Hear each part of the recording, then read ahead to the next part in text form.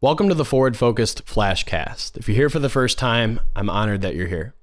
If you're returning, welcome back. Remember, at Forward Focused, we have bite-sized episodes designed to help us become better and more well-rounded leaders with quick tips that we can implement right away. Today's conversation is a highlight of one of my favorite books, a top read for us here in 2022.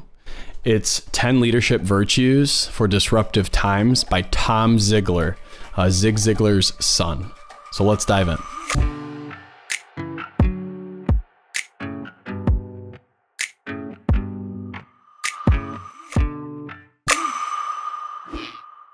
I really like this book. I'm excited about it for a few reasons. First and foremost, raise your hand if you've never been through a disruptive time in your life. So I think everyone's hand definitely stayed down on that one, right? Because we've all been through disruptive times. We've had our family grow through the miracle of birth. We've lost loved ones untimely or in a sudden fashion. We've been faced with complications within our business on losing maybe a large client or having a product rollout go poorly. We've all been faced with the COVID-19 pandemic, right?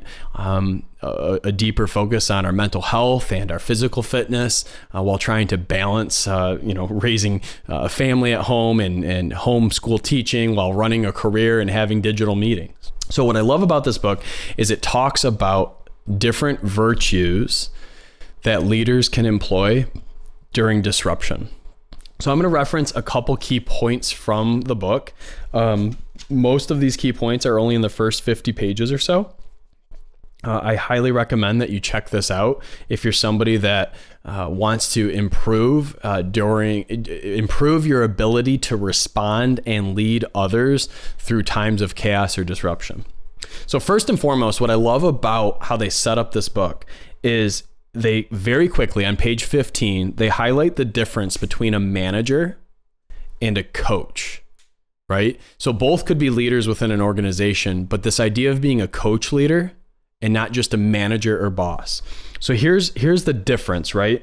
David Wright is a head one-on-one coach at Ziglar Corporation, and this is how he defines the differences between managing and coaching. So for a manager, they're seen as superior. And for a coach, they're seen as a guide. A manager delegates.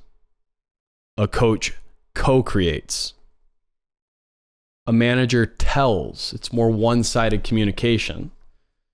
A coach asks. It's two-way communication.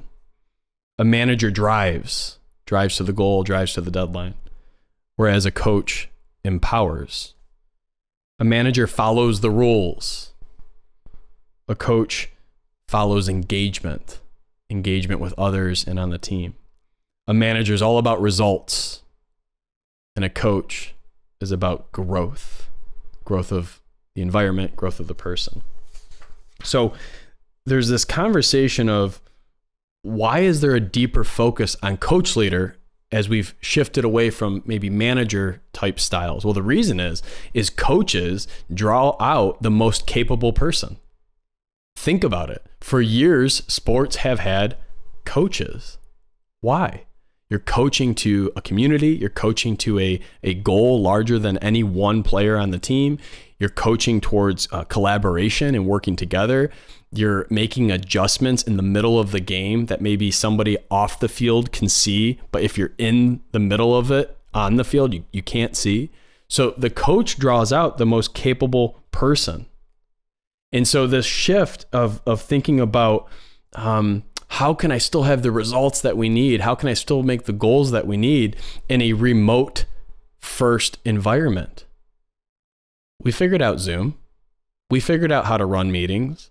We also figured out that you're on mute, Sally. You're on mute. Unmute yourself, right? We adapted. We figured it out. And 2 years into this, 2+ years into this pandemic, we've now learned that there's certain things that can be done remotely and certain things that cannot be done. So if you're an organization or a leader of an organization that's not thinking about remote first as an opportunity, that is not thinking about hybrid, you're limiting your organization to hitting its ultimate potential. You're limiting the talent pool that you can interview from. If you have a hybrid role or a position that can be done remotely, your pool just became the world, not just your geographical space. Well, if you're going to be embracing the reality of that, as a leader, you want to be a coach first, not just a manager. A coach asks questions that help foster community, foster a culture. How do you create community and culture if half your force is off-site 3 days a week or more? By asking great questions and creating an online community. That's how you do it.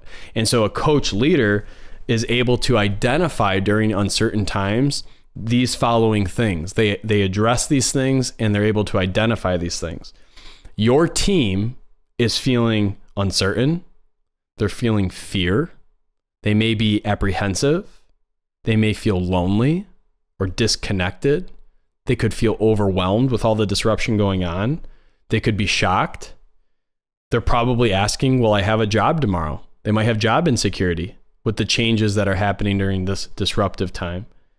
And a little bit of a loss of an identity. We talked to a lot of people who were homeschooling their children and working their career, and they felt like it was just get up, get the kids going, get them on school, log into my Zoom meeting, eat my lunch really quickly, feed my kids, have more meetings online, more emails, more phone calls, and all of a sudden I look up and it's 7 p.m. and I haven't even started dinner.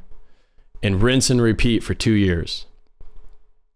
So as a coach leader, you want to be asking yourself, what am I doing to address uncertainty, fear, apprehension? What questions am I asking my people about how I can support them? So here's one recommendation I give if you're thinking, wow, I kind of like this coach leader idea of asking questions and naming things to co-create, not just manage or tell. Ask your people how they're doing. And when they tell you, look them in the eye and then say, how you really doing? When's the last time you shared that with someone? What can I do to help you?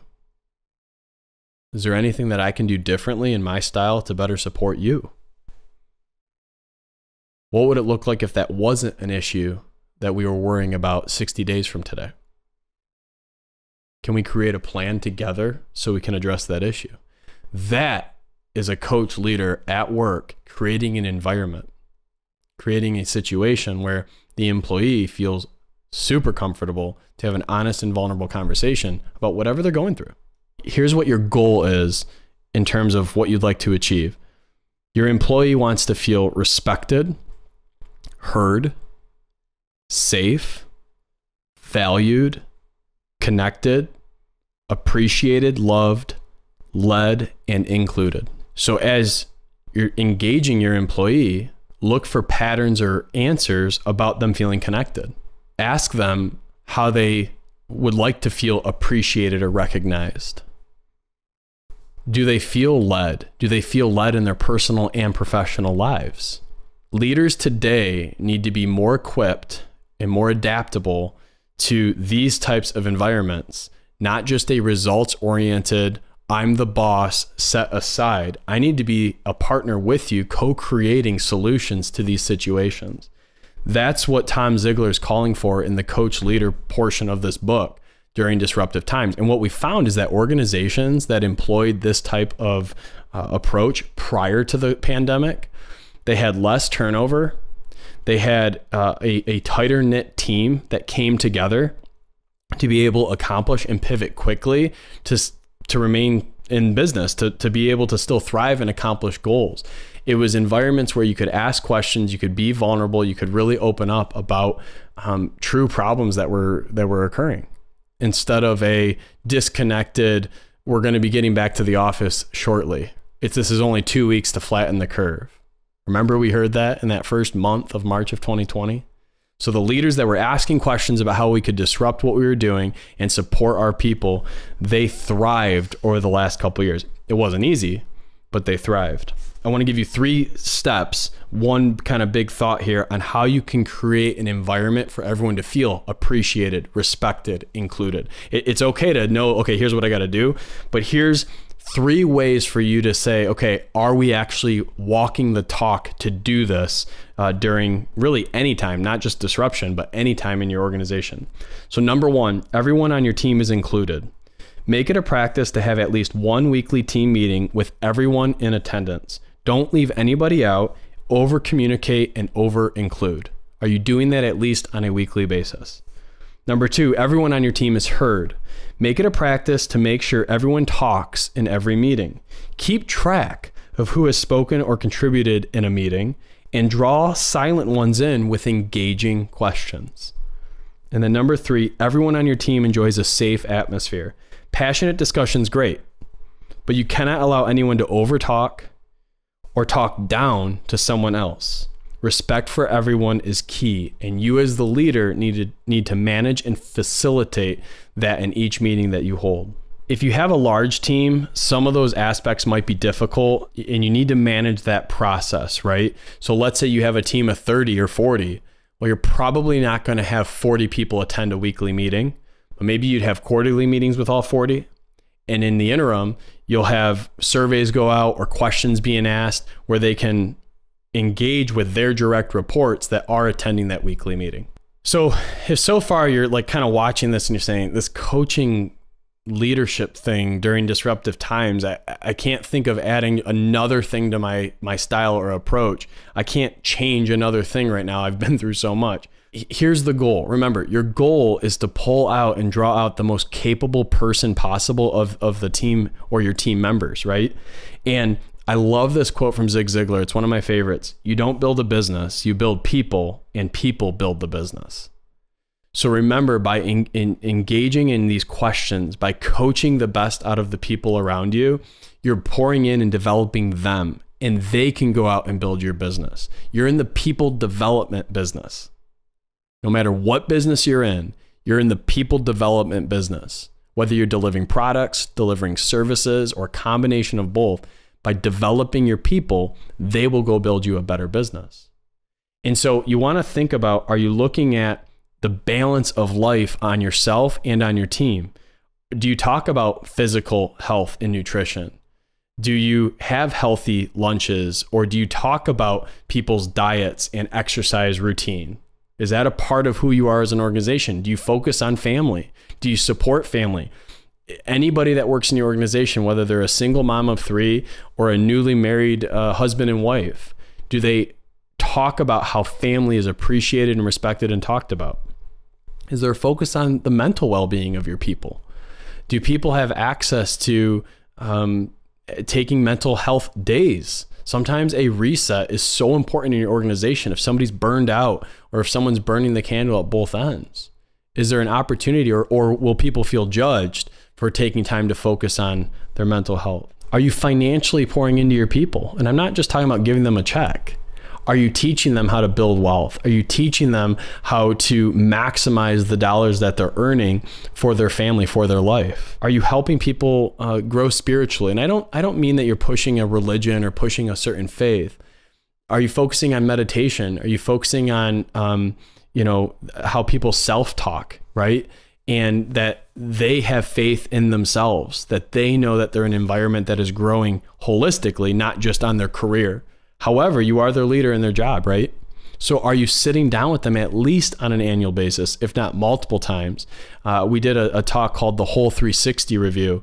And if you haven't checked out that talk yet, I encourage you to do so, because we talk about how you can pour into people and get feedback as a leader, not only to be a better leader for your people, but then help their career thrive, not just like survive.